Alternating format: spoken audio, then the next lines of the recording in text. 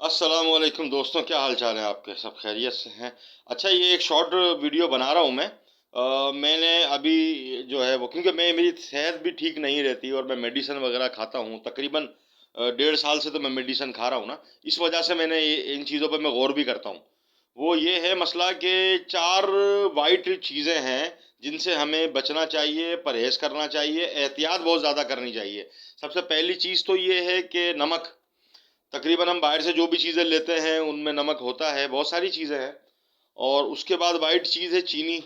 हम उसका कसरत से इस्तेमाल करते हैं, हमें अब जवानी में तो पता नहीं चलता, जैसे जैसे उम्र बढ़ती जाती है तो उसका नुकसान हमें पता चलता है। उसके बाद है रिफाइन ऑयल, जो कि वाइट होता है या वाइट पन पर होता है तकरीबन। रिफाइन ऑयल के भी बहुत ज़्यादा नुकसान है। अच्छा, उसके बाद है मैदा। मैदा, वाइट मैदा, इसकी बहुत सारी बनी हुई चीज़ें हम खाते हैं।